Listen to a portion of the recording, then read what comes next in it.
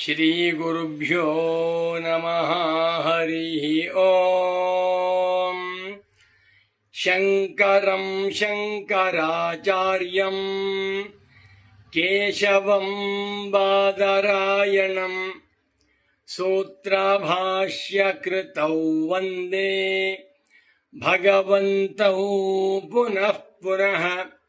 ಶ್ರುತಿಸ್ಮೃತಿಪುರಾಣಾನಾಂ ಆಲಯಂ ಕರುಣಾಲಯಂ ನಮಾಮಿ ಭಗವತ್ಪಾದಂ ಶಂಕರಂ ಲೋಕಶಂಕರಂ. ಭಾರತೀ ಕರುಣಾಪಾತ್ರಂ ಭಾರತೀ ಪದಭೂಷಣಂ ಭಾರತೀ ಪದಮಾರೂಢಂ ಭಾರತೀ ತೀರ್ಥಮಾಶ್ರಯೇ. ವಿದ್ಯಾವಿನಯ ಸಂಪನ್ನಂ ವೀತರಾಗಂ ವಿವೇಕಿನಂ ವಂದೇ ವೇದಾಂತ ತತ್ವಜ್ಞಂ ವಿಧುಶೇಖರ ಭಾರತೀಂ. ವಂದೇ ತಂ ಸಚ್ಚಿದಾನಂದಂ ಯತಿವರ್ಯಂ ಮಹಾಮತಿಂ ವೇದ ವೇದಾಂತ ಸಾರಜ್ಞಂ ಸದ್ಗುರುಂ ಪ್ರಣತೋಸ್ಮ್ಯಹಂ. ಶ್ರೀಗುರುಂ ಪ್ರಣತೋಸ್ಮ್ಯಹಂ. ಸದಾಹಂ ಸಂಪ್ರದಾಯಜ್ಞಂ ಸಂಯಮೀಂದ್ರಂ ಸದಾಶ್ರಯಂ ಸದ್ಗುರುಂ ಸಚ್ಚಿದಾನಂದಂ ಸದಾಚಾರಂ ಸಮಾಶ್ರಯೇ. ಶ್ರೀಮಚ್ಛಂಕರ ಭಗವತ್ ಪೂಜ್ಯ ಪಾದ ಮಹಾಸದ್ಗುರುಭ್ಯೋ ನಮಃ. ಶ್ರೀ ಶ್ರೀ ಸಚ್ಚಿದಾನಂದೇಂದ್ರ ಸರಸ್ವತಿ ಸದ್ಗುರು ಪಾದುಕಾಭ್ಯಾಂ ನಮಃ. ನಮೋ ನಮಃ ಸದ್ಗುರು ಪಾದುಕಾಭ್ಯಾಂ. ಶಂಕರ ಭಾನು ಚಾನಲ್ ವೀಕ್ಷಕರಾದ ತಮ್ಮೆಲ್ಲರಿಗೂ ಇಂದಿನ ಕಾರ್ಯಕ್ರಮಕ್ಕೆ ಹೃತ್ಪೂರ್ವಕವಾದ ಸ್ವಾಗತಗಳನ್ನು ಕೋರುತ್ತಾ ಇದೀಗ ಕಾರ್ಯಕ್ರಮವನ್ನು ಪ್ರಾರಂಭ ಮಾಡೋಣ. ಇಂದು ಕ್ರೋಧಿನಾಮ ಸಂವತ್ಸರದಲ್ಲಿ ಉತ್ತರಾಯಣ ವಸಂತ ಋತು ವೈಶಾಖ ಮಾಸ ಶುಕ್ಲ ಪಕ್ಷ ಪಂಚಮಿ ತಿಥಿ ಭಾನುವಾರ. 2024 ಇಸವಿ ಮೇ ಮಾಹೆಯಲ್ಲಿ 12ನೇ ತಾರೀಖಿನ ಭಾನುವಾರದ ಸುಪ್ರಭಾತವನ್ನು ತಮ್ಮೆಲ್ಲರಿಗೂ ಕೋರುತ್ತಾ ಇಂದಿನ ಕಾರ್ಯಕ್ರಮವನ್ನು ಇದೀಗ ಪ್ರಾರಂಭ ಮಾಡೋಣ. ವೈಶಾಖ ಶುದ್ಧ ಪಂಚಮಿ ಶಂಕರ ಜಯಂತಿ. ಶಂಕರ ಭಗವತ್ ಪೂಜ್ಯ ಪಾದಾಚಾರ್ಯರು ಅವತಾರ ಮಾಡಿದ ಪರಮ ಪವಿತ್ರವಾದ ಪರ್ವಕಾಲವಿದು. ಸಾಕ್ಷಾತ್ ಪರಮೇಶ್ವರನು ಸಾಕ್ಷಾತ್ ದಕ್ಷಿಣಾಮೂರ್ತಿ ಸ್ವರೂಪನಾಗಿರುವ ಪರಮೇಶ್ವರ ದೇವತೆಗಳ ಪ್ರಾರ್ಥನೆಯಂತೆ ತತ್ವ ಜಿಜ್ಞಾಸು ಜನಗಳನ್ನು ಉದ್ಧಾರ ಮಾಡುವುದಕ್ಕಾಗಿ, ಮಾನವ ಕುಲಕೋಟಿಯನ್ನು ಉದ್ಧಾರ ಮಾಡುವುದಕ್ಕಾಗಿ ಭಾರತ ದೇಶದ ದಕ್ಷಿಣ ರಾಜ್ಯದ ಕೇರಳ ರಾಜ್ಯದ ಕಾಲಟಿ ಎನ್ನುವಂಥ ಕ್ಷೇತ್ರದಲ್ಲಿ ಪೂಜ್ಯ ದಂಪತಿಗಳಾದ ಆರ್ಯಾಂಬ ಶಿವಗುರು ಇವರಿಗೆ ಸುಪುತ್ರನಾಗಿ ಪರಮೇಶ್ವರನ ಅಂಶ ಸಂಭೂತನಾಗಿ ಅವತಾರ ಮಾಡಿದ ಮಹಾತ್ಮ ಭಗವಾನ್ ಶಂಕರ.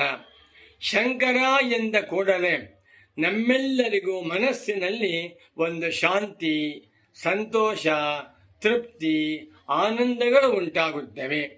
ಶಂಕರ ಭಗವತ್ ಪೂಜ್ಯ ಪಾದಾಚಾರ್ಯರ ಜೀವಿತಾವಧಿ 32 ವರ್ಷಗಳ ಕಾಲ. ಆ 32 ವರ್ಷಗಳಲ್ಲಿ ಭಗವತ್ಪಾದ ಶಂಕರಾಚಾರ್ಯರು ಮಾಡಿರುವಂಥ ಲೋಕ ಕಲ್ಯಾಣವನ್ನು ಎಷ್ಟು ಬೇಕಾದರೂ ವರ್ಣಿಸಬಹುದು. ಒಂದೇ ಒಂದು ಶ್ಲೋಕದಲ್ಲಿ ಶಂಕರ ಭಗವತ್ ಪೂಜ್ಯ ಪಾದಾಚಾರ್ಯರ ಜೀವನ ಚರಿತ್ರೆಯನ್ನು, ಲೋಕ ಕಲ್ಯಾಣವನ್ನು ಮಾಡಿದ್ದಾರೆ. ಆ ಶ್ಲೋಕವನ್ನು ಹೇಳ್ತೇನೆ. ಅಷ್ಟವರ್ಷೇ ಚತುರ್ವೇದಿ ದ್ವಾದಶೇ ಸರ್ವಶಾಸ್ತ್ರವಿತ್ ಷೋಡಶೇ ಕೃತವಾನ್ ಭಾಷ್ಯಂ ದ್ವಾತ್ರಿಂಶೇ ಮುನಿರಭ್ಯಗಾತೆ. 3ನೇ ವರ್ಷದಲ್ಲಿ ಚೂಡಾಕರ್ಮ, 5ನೇ ವರ್ಷದಲ್ಲಿ ಪಂಚಮೇ ಬ್ರಹ್ಮವರ್ಚಸ ಕಾಮ, ಬಾಲಶಂಕರನಿಗೆ ಉಪನಯನ.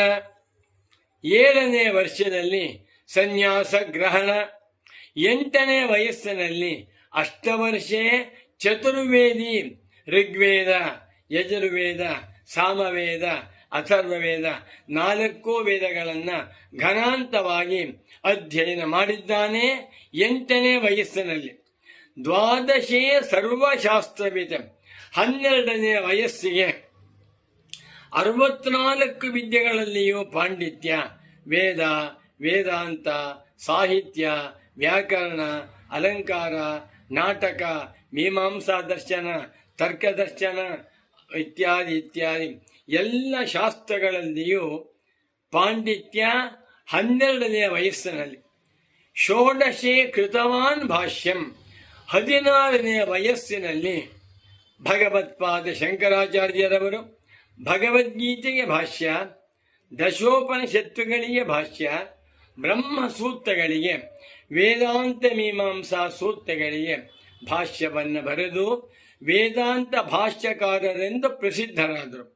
ಇನ್ನು 17ನೇ ವಯಸ್ಸಿನಿಂದ 32ನೇ ವಯಸ್ಸಿನವರೆಗೆ ಅಖಂಡ ಭಾರತವನ್ನ ಪಾದಚಾರಿಗಳಾಗಿ ಸಂಚಾರ ಮಾಡಿ ಭಾರತ ದೇಶದ 4 ದಿಕ್ಕುಗಳಲ್ಲಿ, ಪೂರ್ವ, ದಕ್ಷಿಣ, ಪಶ್ಚಿಮ, ಉತ್ತರ ದಿಕ್ಕುಗಳಲ್ಲಿ ಚತುರಾಮ್ನಾಯ ಪೀಠಗಳನ್ನು ಸ್ಥಾಪನೆ ಮಾಡಿ ಜಗತ್ ಕಲ್ಯಾಣವನ್ನು ಮಾಡಿರುವಂಥ ಜಗದ್ಗುರು ಪೂಜ್ಯರಾಗಿರುವಂಥ ಶಂಕರಾಚಾರ್ಯರು ಅವತಾರ ಮಾಡಿದ ದಿವಸ ಇಂದು.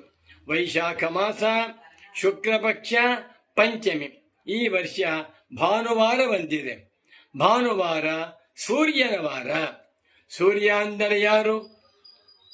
ನಮಃ ಸವಿತ್ರೇ ಜಗದೇಕ ಚಕ್ಷುಷೇ ಜಗತ್ ಪ್ರಸೂತಿ ಸ್ಥಿತಿನಾಶ ಹೇತವೇ ತ್ರಯೀಮಯಾಯ ತ್ರಿಗುಣಾತ್ಮಧಾರಿಣಿ ವಿರಿಂಚಿ ನಾರಾಯಣ ಶಂಕರಾತ್ಮನೇ. ಇಂಥ ತ್ರಯೀ ಸ್ವರೂಪನು, ತ್ರಿಮೂರ್ತಿ ಸ್ವರೂಪನು, ಸೃಷ್ಟಿ ಸ್ಥಿತಿ ಭಂಗಗಳನ್ನು ಮಾಡುತ್ತಿರುವಂಥ ಪರಮೇಶ್ವರನ ಸ್ವರೂಪನು ಆಗಿರುವಂಥವನೇ ಭಾಸ್ಕರ. ಆದಿತ್ಯವಾರ ಭಾನುವಾರ ಬಂದಿದೆ. ಇಂಥ ಪವಿತ್ರವಾಗಿರುವಂಥ ಶಂಕರ ಜಯಂತಿ ದಿವಸದಂದು ಶಂಕರ ಭಗವತ್ ಪೂಜ್ಯ ಪಾದಾಚಾರ್ಯರ ವೈಶಿಷ್ಟ್ಯವೇನು, ಅಸಾಧಾರಣ ಧರ್ಮಗಳೇನು ಎನ್ನುವುದನ್ನು ಕುರಿತು 10 ನಿಮಿಷ ವಿಚಾರ ಮಾಡೋಣ. ಶಂಕರ ಭಗವತ್ ಪೂಜ್ಯ ಪಾದಾಚಾರ್ಯರು ದೈವ ಭಕ್ತರೂ ಹೌದು, ಮಾತೃಭಕ್ತರೂ ಹೌದು, ಲೋಕ ಕಲ್ಯಾಣ ಕಾರಕರೂ ಹೌದು, ಮತ್ತು ಅನೇಕ ಶಾಸ್ತ್ರ ಪಾಂಡಿತ್ಯ ಸಂಪನ್ನರೂ ಹೌದು. ಚತುರಾಮ್ನಾಯ ಪೀಠಗಳನ್ನು ಸ್ಥಾಪನೆ ಮಾಡಿದಂಥವರೂ ಹೌದು. ಶಂಕರ ಭಗವತ್ ಪೂಜ್ಯ ಪಾದಾಚಾರ್ಯರ ಜೀವಿತ ಕಾಲದಲ್ಲಿ ಅನೇಕ ಪವಾಡಗಳನ್ನು ನೋಡ್ತೇವೆ. ತುಂಬ ಸಂತೋಷ. ಸರ್ವಜ್ಞ ಸದೃಶರಾಗಿ ಭಗವತ್ಪಾದ ಶಂಕರಾಚಾರ್ಯರವರು ಕಾಶ್ಮೀರದ ಸರ್ವಜ್ಞ ಪೀಠವನ್ನು ಆರೋಹಣೆ ಮಾಡಿ ತಮ್ಮ 32ನೇ ವಯಸ್ಸಿನಲ್ಲಿ ಕೇದಾರದಲ್ಲಿ ಅಂತರ್ಧಾನರಾದರು ಅಂತ ಕೇಳಿದ್ದೇವೆ. ತುಂಬ ಸಂತೋಷ. ಆದರೆ ಇದಾವುದೂ ಕೂಡ ಶಂಕರ ಭಗವತ್ ಪೂಜ್ಯ ಪಾದಾಚಾರ್ಯರವರ ಅವತಾರದ ನಿಜವಾದ ಉದ್ದೇಶವಲ್ಲ.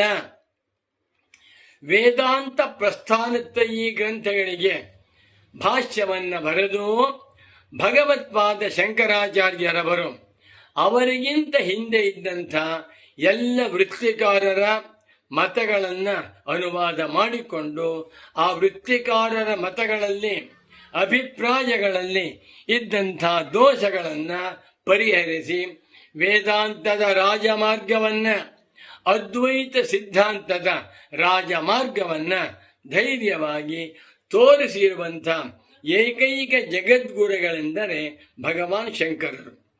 ಭಗವತ್ಪಾದ ಶಂಕರರು ಸನಾತನ ಧರ್ಮವನ್ನು ಉದ್ಧಾರ ಮಾಡಿದ್ದಾರೆ, ನಾಸ್ತಿಕ ಮತವನ್ನು ಖಂಡನೆ ಮಾಡಿದ್ದಾರೆ, ಜನಗಳಲ್ಲಿ ಪ್ರೀತಿ ವಿಶ್ವಾಸಗಳನ್ನು ತಂದಿದ್ದಾರೆ.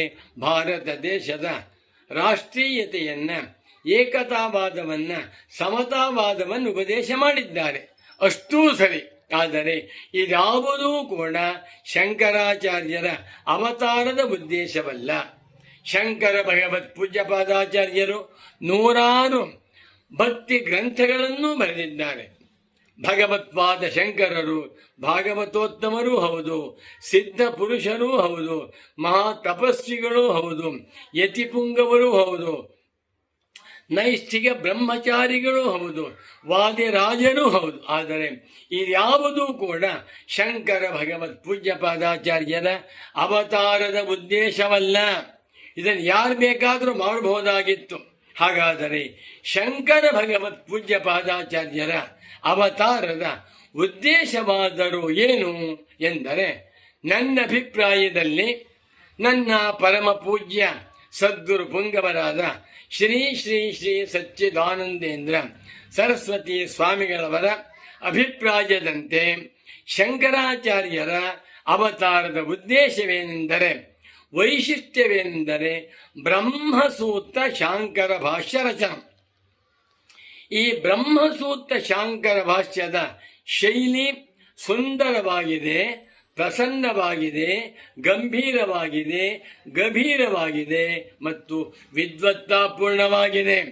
ಪದವಾಕ್ಯ ಪ್ರಮಾಣಗಳನ್ನು ಇಟ್ಟುಕೊಂಡು ಶ್ರುತಿ, ಯುಕ್ತಿ, ಅನುಭವದ ಆಧಾರದಿಂದ ಅದ್ವೈತ ವೇದಾಂತದ ರಹಸ್ಯಗಳನ್ನು, ಅದ್ವೈತ ವೇದಾಂತ ದರ್ಶನದ ತಾತ್ಪರ್ಯವನ್ನ ಬಹು ಸುಂದರವಾಗಿ ಶ್ರುತಿ, ಯುಕ್ತಿ, ಅನುಭವದ ಆಧಾರದಿಂದ ತೋರಿಸಿಕೊಟ್ಟಿದ್ದಾರೆ ಭಗವತ್ಪಾದ ಶಂಕರರು.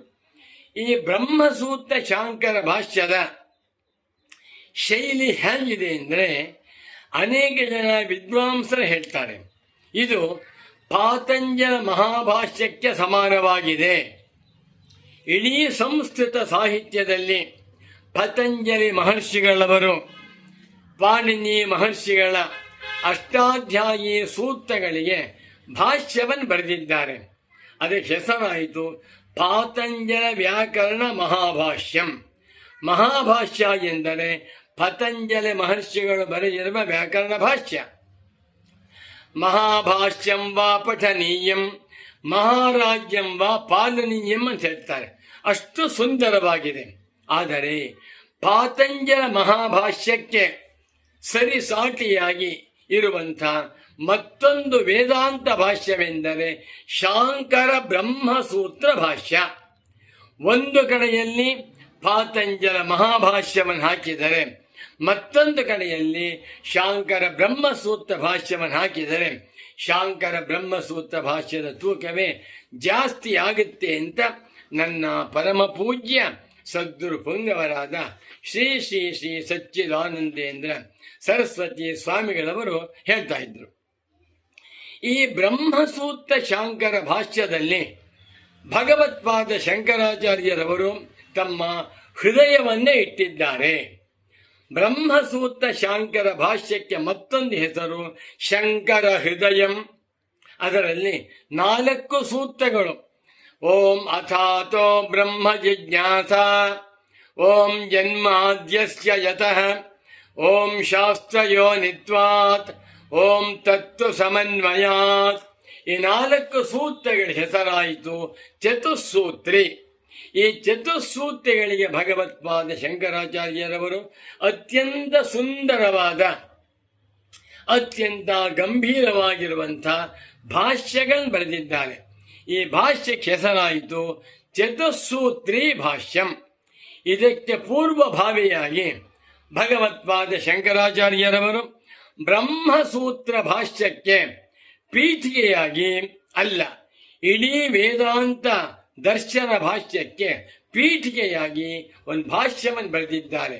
ಅದಕ್ಕೆ ಹೆಸರಾಯಿತು ಅಧ್ಯಾಸ ಭಾಷ್ಯಂ. ಅಧ್ಯಾಸ ಭಾಷ್ಯದಲ್ಲಿ ಭಗವತ್ಪಾದ ಶಂಕರಾಚಾರ್ಯರವರು ಅದ್ವೈತ ವೇದಾಂತ ದರ್ಶನವನ್ನ ಇಟ್ಟಿದ್ದಾರೆ. ತಮ್ಮ ಅಧ್ಯಾಸ ಭಾಷ್ಯದಲ್ಲಿ ಭಗವತ್ಪಾದ ಶಂಕರಾಚಾರ್ಯರವರು ತಮ್ಮ ಹೃದಯವನ್ನ ಸ್ಥಾಪನೆ ಮಾಡಿದ್ದಾರೆ ಅಂತ ನನ್ನ ಪರಮ ಪೂಜ್ಯ ಸದ್ಗುರು ವರೇಣ್ಯರಾದ ಶ್ರೀ ಶ್ರೀ ಶ್ರೀ ಸಚ್ಚಿದಾನಂದೇಂದ್ರ ಸರಸ್ವತಿ ಸ್ವಾಮಿಗಳು ಹೇಳ್ತಾ ಇದ್ರು. ಬಹಳ ವಿಷಯ ಇದೆ. 100 ವಾಕ್ಯಗಳನ್ನು ಹೇಳಬಹುದು. ಸಮಯವಿಲ್ಲದ್ದರಿಂದ 4-6 ವಾಕ್ಯಗಳನ್ನು ತೆಗೆದುಕೊಂಡು ಈ ವಾಕ್ಯಗಳು ಶಂಕರ ಭಗವತ್ ಪೂಜ್ಯ ಪಾದಾಚಾರ್ಯರ ಅವತಾರದ ವೈಶಿಷ್ಟ್ಯ ಎನ್ನುವುದನ್ನು ತಿಳ್ಕೊಳ್ಬೇಕು. ಒಂದು ಅಧ್ಯಾಸ ಭಾಷ್ಯದ ಒಂದು ವಾಕ್ಯ, ತಮೇತಂ ಆತ್ಮಾನಾತ್ಮನೋ ಇತರೇತರಾಧ್ಯಾಸಂ ಪುರಸ್ಕೃತ್ಯ ಸರ್ವೇ ಪ್ರಮಾಣ ಪ್ರಮೇಯ ವ್ಯವಹಾರಾಃ ಲೌಕಿಕ ವೈದಿಕಾಶ್ಚ ಪ್ರವೃತ್ತಾಃ ಸರ್ವಾಣಿ ಚ ಶಾಸ್ತ್ರಾಣಿ ವಿಧಿ ಪ್ರತಿಷೇಧ ಮೋಕ್ಷಪರಾಣಿ. ಎಲ್ಲ ವ್ಯವಹಾರಗಳು, ಎಲ್ಲ ಶಾಸ್ತ್ರಗಳು, ಎಲ್ಲ ರೀತಿಯ ಕಾರ್ಯಗಳು ಕೂಡ ಅಧ್ಯಾಸವನ್ನಿಟ್ಟುಕೊಂಡೇ ಹೊರಟಿವೆ. ಆತ್ಮಾನಾತ್ಮರ ಪರಸ್ಪರಾಧ್ಯಾಸಕ್ಕೆ ಹೆಸರು ಅವಿದ್ಯ. ಅವಿದ್ಯೆಯನ್ನ ಮುಂದೆ ಮಾಡಿಕೊಂಡೇ ಲೌಕಿಕ ವ್ಯವಹಾರ, ವೈದಿಕ ವ್ಯವಹಾರ, ಶಾಸ್ತ್ರೀಯ ವ್ಯವಹಾರ, ಶಾಸ್ತ್ರ ನಿಷಿದ್ಧ ವ್ಯವಹಾರ, ಮೋಕ್ಷ ವ್ಯವಹಾರ, ಎಲ್ಲ ವ್ಯವಹಾರಗಳು ಕೂಡ ಅಧ್ಯಾಸ ಪುರಸ್ಸರವಾಗಿವೆ ಅಂತ ಹೇಳಿಬಿಟ್ಟು, ಅಧ್ಯಾಸದಿಂದಲೇ ಅನರ್ಥ ಪ್ರಾಪ್ತಿ, ಅವಿದ್ಯೆಯಿಂದಲೇ ದುಃಖ ಪ್ರಾಪ್ತಿ, 1,000 ಕೋಟಿ ಮಾನವರಿಗೂ ಕೂಡ ಉಂಟಾಗುತ್ತಿರುವ ಸಕಲ ವಿಧವಾದ ದುಃಖ ಪರಂಪರೆಗಳಿಗೂ ಅವಿದ್ಯೆಯೇ ಕಾರಣ ಅಂತ ಹೇಳಿಬಿಟ್ಟು, ಅಸ್ಯ ಅನರ್ಥ ಹೇತೋ ಪ್ರಹಾಣಾಯ ಆತ್ಮೈಕತ್ವ ವಿದ್ಯಾ ಪ್ರತಿಪತ್ತಯೇ ಸರ್ವೇ ವೇದಾಂತಾರಭ್ಯಂತೆ ಯಥಾ ಚ ಅಯಮರ್ಥಃ ಸರ್ವೇಷಾಂ ವೇದಾಂತಾನಾಂ ತಥಾ ವಯಂ ಅಸ್ಯಾಂ ಶಾರೀರಿಕ ಮೀಮಾಂಸಾಯಾಂ ಪ್ರದರ್ಶಯಿಷ್ಯಾಮಃ. ಸಕಲ ಪ್ರಾಣಿಗಳ ಸಕಲ ವಿಧವಾಗಿರುವಂತಹ ಅನರ್ಥಗಳಿಗೂ ಹೇತುವಾದದ್ದು ಒಂದೇ ಒಂದು. ಯಾವುದು? ಅಧ್ಯಾಸ, ಅವಿದ್ಯ, ಅಜ್ಞಾನ, ಭ್ರಾಂತಿಜ್ಞಾನ, ಮಿಥ್ಯಾಜ್ಞಾನ, ಮಿಥ್ಯಾಪ್ರತ್ಯಯ. ಇದರಿಂದ ಎಲ್ಲ ಅನರ್ಥಗಳು ಉಂಟಾಗುತ್ತಿವೆ. ಈ ಅನರ್ಥಗಳಿಗೆ ಕಾರಣವಾಗಿರುವ ಏಕೈಕ ಹೇತುವಾಗಿರುವ ಅಧ್ಯಾಸವನ್ನು ನಾಶ ಮಾಡುವುದಕ್ಕಾಗಿ ಅಲ್ಲ, ಬಾಧ ಮಾಡುವುದಕ್ಕಾಗಿ. ಅಧ್ಯಾಸವನ್ನ ಬಾಧ ಮಾಡುವುದು ಅಂತಂದ್ರೆ ಅಧ್ಯಾಸವಿಲ್ಲವೇ ಇಲ್ಲ. ಹಿಂದೆಯೂ ಅಧ್ಯಾಸವಿರಲಿಲ್ಲ, ಈಗಲೂ ಇಲ್ಲ, ಮುಂದೂ ಇಲ್ಲ. ಇದನ್ನ ಬಾಧ ಮಾಡುವುದಕ್ಕಾಗಿ ಎಲ್ಲ ವೇದಾಂತಗಳು ಹೊರಟಿವೆ. ಈಶಾ, ಕೇನ, ಕಠ, ಮುಂಡಕ, ಪ್ರಶ್ನ, ಮಾಂಡೂಕ್ಯ, ಐತರೆಯ, ತೈತರೆಯ, ಚಾಂದೋಗ್ಯ, ಬೃಹದಾರಣ್ಯಕ, ಶ್ವೇತಾಶ್ವೇತರ, ಕೌಶಿತಿಗೆ ಮುಂತಾಗಿರುವ ಎಲ್ಲ ವೇದಾಂತಗಳ ಪ್ರವೃತ್ತಿಗೆ ಪ್ರಯೋಜನವೇನು? ಅನರ್ಥ ನಿವೃತ್ತಿ. ಇದನ್ನ ನಾವುಗಳು ಈ ಶಾರೀರಿಕ ಮೀಮಾಂಸಾ ದರ್ಶನದಲ್ಲಿ ತೋರಿಸಿಕೊಡುತ್ತೇವೆ ಅಂತ ಹೇಳಿದ್ದಾರೆ. ಇದು ಸತ್ಯವಾದ ಮಾತು. ಬ್ರಹ್ಮಸೂತ್ರ ಶಾಂಕರ ಭಾಷ್ಯವನ್ನ ಸಂಪ್ರದಾಯ ಕ್ರಮದಿಂದ ಅಧ್ಯಯನ ಮಾಡುವಂಥ ಎಲ್ಲ ಮುಮುಕ್ಷುಗಳಿಗೂ ಅನರ್ಥಕ್ಕೆ ಹೇತುವಾಗಿರುವ ಅಧ್ಯಾಸ ನಿವೃತ್ತಿಯಾಗಿ ಆತ್ಮಜ್ಞಾನವನ್ನು ಪಡೆದುಕೊಂಡು ಮುಕ್ತರಾಗುತ್ತಾರೆ. ಇದು ಶಂಕರಾಚಾರ್ಯರ ಅವತಾರದ ಮುಖ್ಯವಾದ ವಿಶೇಷ, ಅವತಾರದ ವೈಶಿಷ್ಟ್ಯ. ಕೆಲವು ವಾಕ್ಯವನ್ನು ಬರ್ತೇನೆ ನೋಡಿ.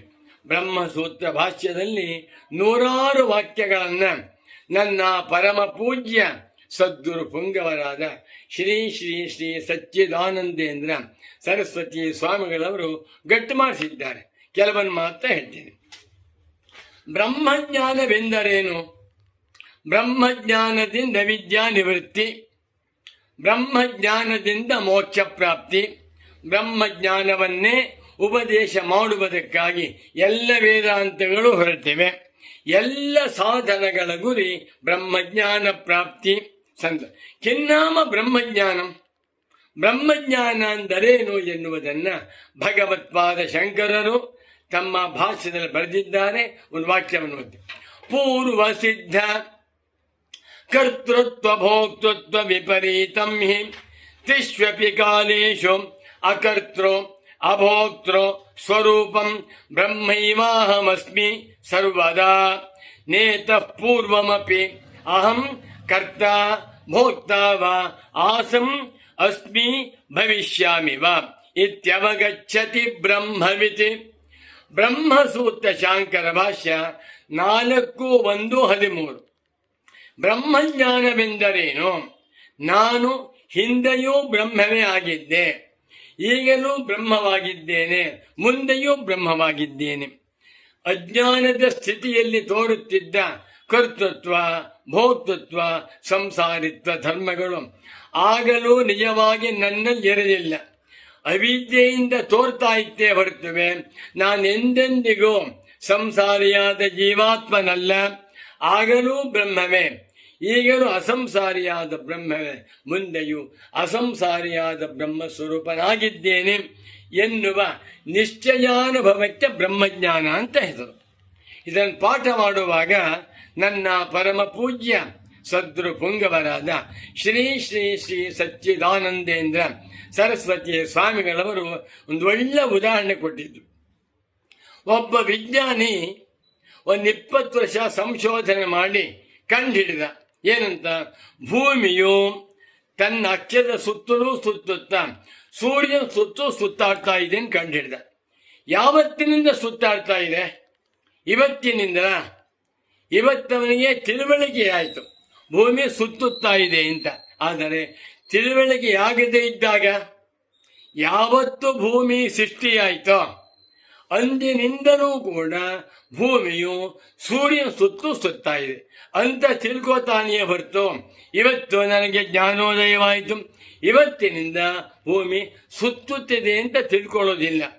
ಅದೇ ರೀತಿಯಲ್ಲಿ ಬ್ರಹ್ಮಜ್ಞಾನಿಯು ತನ್ನನ್ನು ಯಾವಾಗಲೂ ಕೂಡ ಅಸಂಸಾರಿಯಾದ ಸಚ್ಚಿದಾನಂದ ಸ್ವರೂಪವಾದ ಬ್ರಹ್ಮವೇ ಆಗಿದ್ದೇನೆ ಅಂತ ತಿಳ್ಕೋತಾನೆ. ಇದು ಬ್ರಹ್ಮಜ್ಞಾನ ಅಂತ ಉಪದೇಶ ಮಾಡಿದ್ದಾರೆ. ಇನ್ನೆರಡು ವಾಕ್ಯ ಹೇಳ್ತೇನೆ ನೋಡಿ. ನಹಿ ಅಹಂ ಪ್ರತ್ಯಯ ವಿಷಯ ಕರ್ತೃ ವ್ಯತಿರೇಕೇಣ ತತ್ಸಾಕ್ಷಿ ಸರ್ವಭೂತಸ್ಥ ಸಮಃ ಏಕಃ ಕೂಟಸ್ಥ ನಿತ್ಯ ಪುರುಷ ವಿಧಿಕಾಂಡೇವ ತರ್ಕ ಸಮಯೇವ ಕೇನಚಿತ್ ಅಧಿಗತಃ ಸರ್ವಸ್ಯಾತ್ಮ. ಇದು ಶಂಕರಾಚಾರ್ಯರ ಅವತಾರದ ವೈಶಿಷ್ಟ್ಯ. ಇಡೀ ಪ್ರಪಂಚದಲ್ಲಿ ಬೇಕಾದಷ್ಟು ದರ್ಶನಗಳಿವೆ. ಆ ಎಲ್ಲ ದರ್ಶನಗಳನ್ನು ಭಗವತ್ಪಾದ ಶಂಕರಾಚಾರ್ಯರು 2 ಭಾಗ ಮಾಡಿಬಿಟ್ರು. ಒಂದು ವಿಧಿಕಾಂಡ, ಮತ್ತೊಂದು ತರ್ಕ ಸಮಯ. ಪೂರ್ವ ಮೀಮಾಂಸಕರನ್ನ ವಿಧಿಕಾಂಡಿಗಳು ಅಂತ ಕರೆದರೆ, ಸಾಂಖ್ಯರು, ನೈಯಾಯಿಕರು, ವೈಶೇಷಿಕರು, ಬೌದ್ಧರು, ತಾರ್ಕಿಕರು ಎಲ್ಲರನ್ನೂ ಕೂಡ ತಾರ್ಕಿಕರು ಅಂದ್ಬಿಟ್ರು. ಈ ಮೀಮಾಂಸಕರಿಗಾಗಲಿ ತಾರ್ಕಿಕರಿಗಾಗಲಿ ಯಾರಿಗೂ ಕೂಡ ವೇದಾಂತದಲ್ಲಿ ತಿಳಿಸಲ್ಪಟ್ಟಿರುವಂತೆ ಆತ್ಮರ ಸ್ವರೂಪ ಅರ್ಥವಾಗಿಲ್ಲ, ದೈವ ಬರೀತಾರೆ. ಹಾಗಾದರೆ ವೇದಾಂತದಲ್ಲಿ ಆತ್ಮ ಸ್ವರೂಪವನ್ನ, ಬ್ರಹ್ಮ ಸ್ವರೂಪವನ್ನ ಹೇಗೆ ಹೇಳಿದ್ದಾರೆ ಅಂತ ಕೇಳಿದರೆ, ಅಹಂ ಪ್ರತ್ಯಯ ವಿಷಯ ಕರ್ತೃ ವ್ಯತಿರೇಕೇಣ. ಜೀವಾತ್ಮನಿಗೆ ಹೆಸರು ಅಹಂ ಪ್ರತ್ಯಯ ವಿಷಯ ಕರ್ತ ಭೋಕ್ತ ಚ. ನಾನು ಎನ್ನುವಂಥ ಪ್ರತ್ಯಯವನ್ನ ಅರಿಯುತ್ತಿರುವಂಥವನು, ನಾನು ಎನ್ನುವಂಥ ಪ್ರತ್ಯಯಕ್ಕೆ ವಿಷಯನಾಗಿರುವಂಥವನು ಜೀವಾತ್ಮ.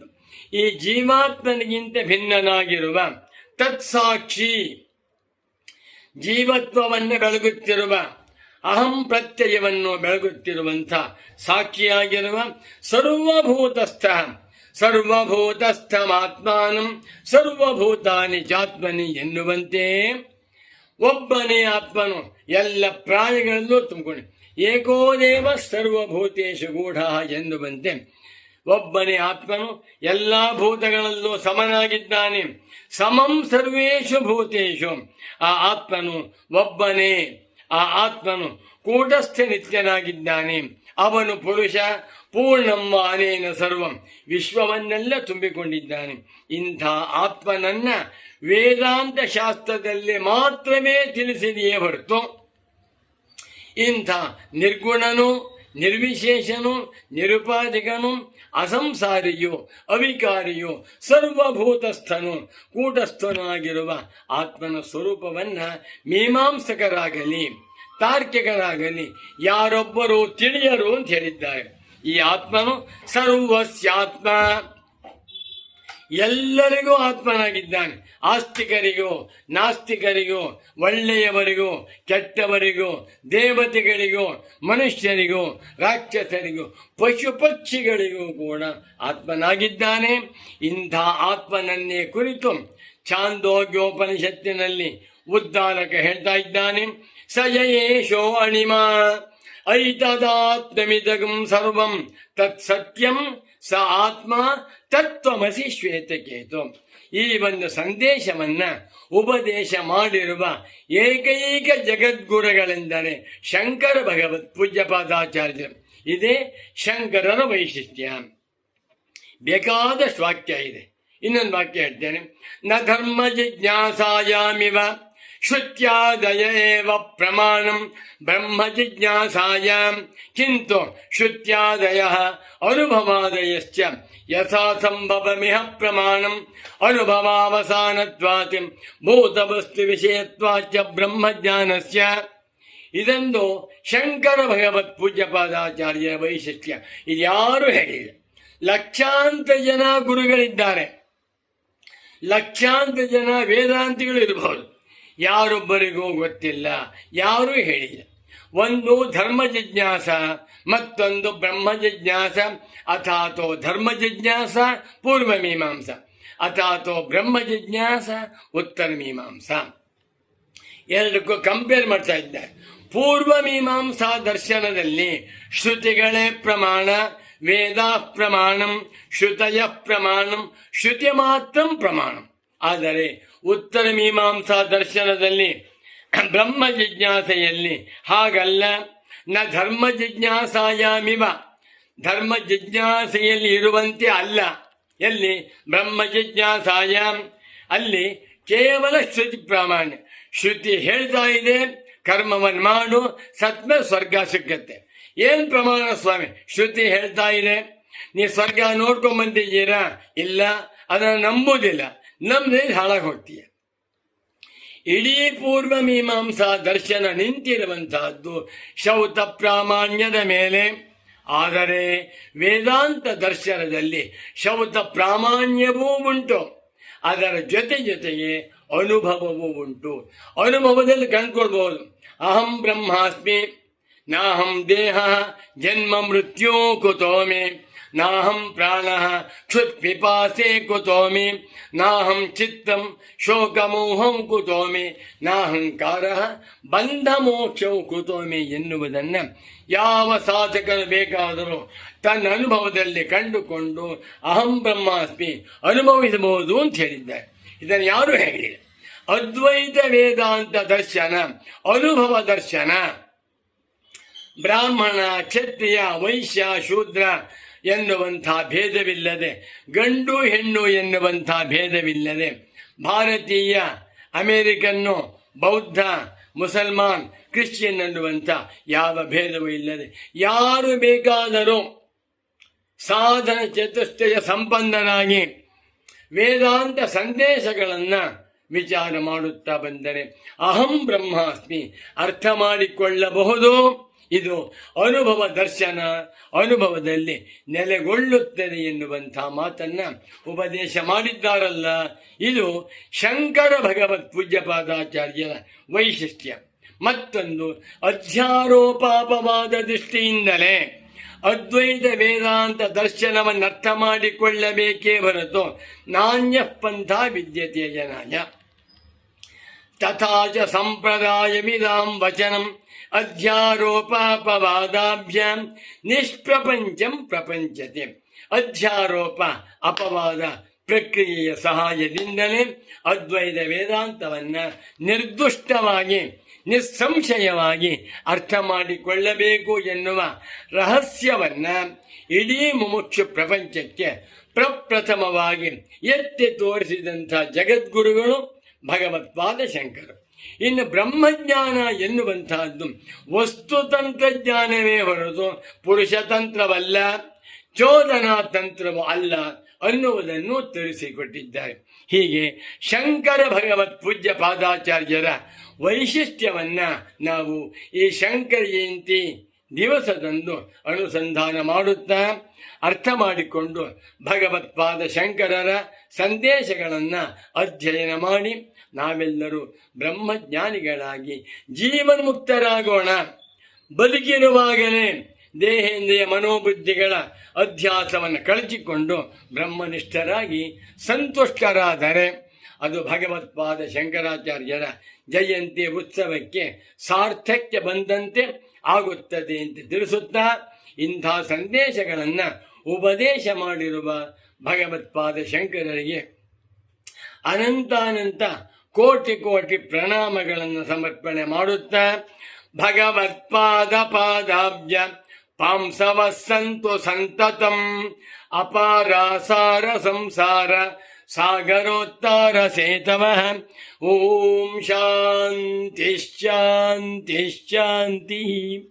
ಇಂದು ಶಂಕರ ಜಯಂತಿ. ಇದನ್ನು ನಿಮಿತ್ತ ಮಾಡಿಕೊಂಡು ಇಂದಿನಿಂದ ಒಂದು ವಾರ ಶಂಕರ ಜಯಂತಿಯ ಸಪ್ತಾಹ ಮಹೋತ್ಸವವನ್ನು ಮಾಡೋಣ. ಯೂಟ್ಯೂಬ್ನಲ್ಲಿ ಶಂಕರ ಭಾನು ಚಾನಲ್ನಲ್ಲಿ ಇವತ್ತು ಮೊದಲನೇ ಪ್ರವಚನವಾಯಿತು. ನಾಳೆಯಿಂದ 6 ದಿವಸಗಳವರೆಗೆ ಶಂಕರ ಪ್ರಸ್ಥಾನತ್ರೆಯ ಭಾಷ್ಯ ವಾಕ್ಯಗಳಿಂದ ಆರಿಸಿಕೊಂಡು ಶಂಕರರ ವೈಶಿಷ್ಟ್ಯವನ್ನು ತಿಳಿಸುತ್ತಾ ಬರುತ್ತೇನೆ. ತಾವೆಲ್ಲರೂ ಶ್ರದ್ಧೆಯಿಂದ ಶಂಕರ ಭಾನು ಚಾನಲನ್ನು ವೀಕ್ಷಿಸಿ ಧನ್ಯರಾಗಬೇಕಾಗಿ ತಮ್ಮಲ್ಲಿ ಸವಿನಯ ಪ್ರಾರ್ಥನೆ ಮಾಡುತ್ತಾ ಈ ಕಾರ್ಯಕ್ರಮವನ್ನು ಇಲ್ಲಿಗೆ ಸಂಪನ್ನಗೊಳಿಸುತ್ತಿದ್ದೇನೆ. ನಮೋ ನಮಃ ಶಂಕರ ಪಾದುಕಾಭ್ಯಾಂ. ಓಂ ಶಾಂತಿ ಶಾಂತಿ ಶಾಂತಿ. ಶುಭಮಸ್ತು.